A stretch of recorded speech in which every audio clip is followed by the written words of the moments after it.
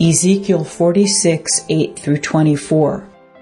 Devotional focus verse. Thou shalt daily prepare a burnt offering unto the Lord of a lamb of the first year without blemish. Thou shalt prepare it every morning. Ezekiel 46:13.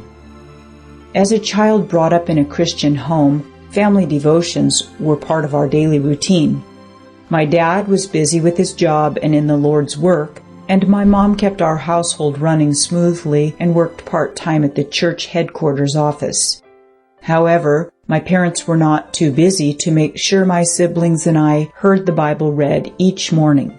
We also prayed beside the couch in our living room before heading out for school or other activities.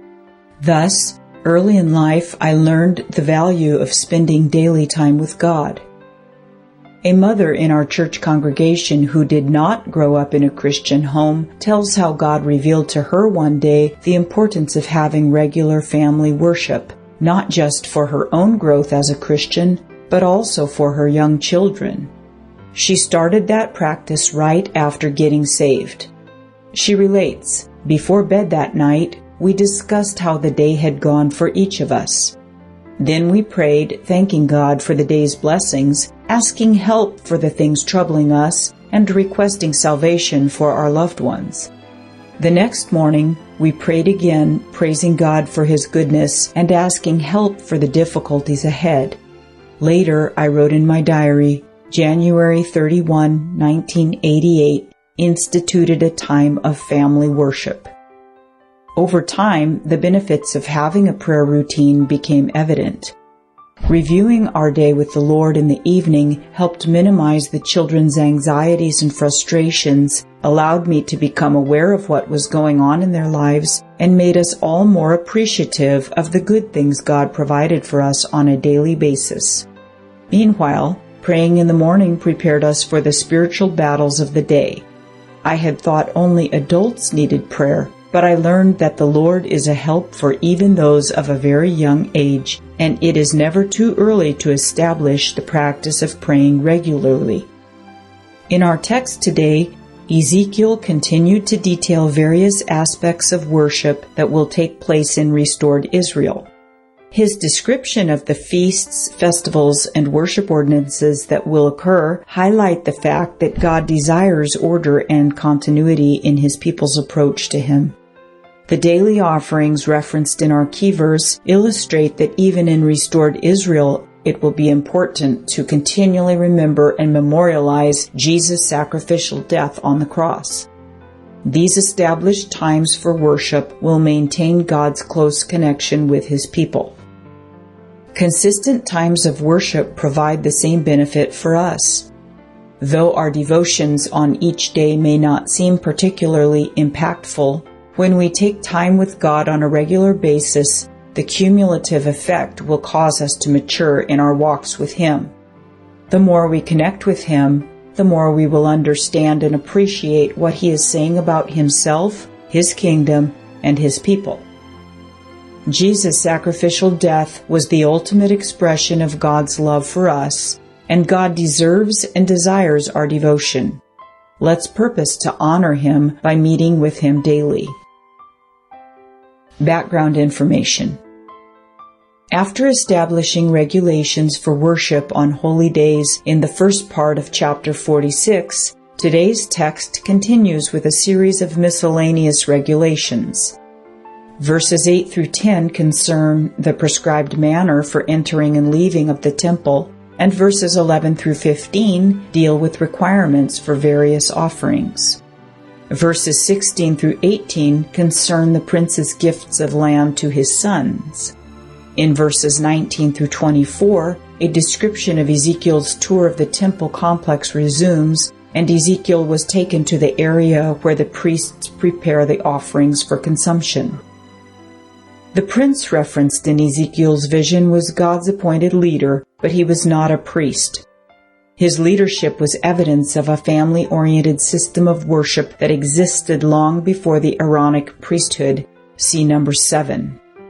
During the patriarchal period, it was not unusual for non-priests to perform priestly functions. Verses 8 through 10 indicate there was an established flow of traffic for the people of the land as they came to worship at the temple.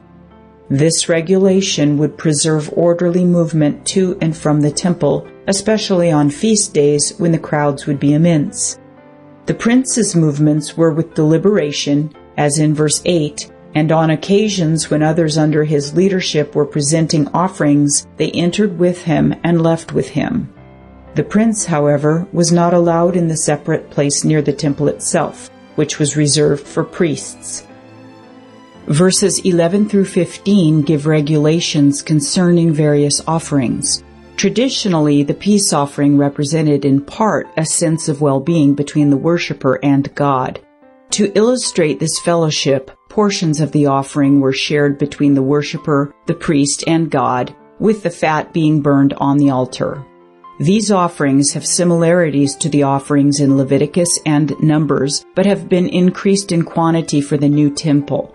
The symbolism is much debated by scholars. Verses 16 through 18 establish that the prince was allowed to give gifts of land to his sons, but even the prince was required to abide by laws that would keep his land within the family unit. Land gifts to those outside the family would once again become royal holdings in the year of Jubilee, in accordance with the provisions established in Leviticus 25. The final section of chapter 46, verses 19 through 24, describes the priest's offering portions being cooked in areas of the inner court, while offering portions to be consumed by the people were prepared in unroofed areas in each of the four corners of the outer court. This separation was in keeping with God's insistence upon separation between the clean and the unclean. Conclusion. Consistency of worship will be a part of the restored Israel to come, because those who are redeemed desire to continually honor and worship God. And when the prince shall enter, he shall go in by the way of the porch of that gate, and he shall go forth by the way thereof.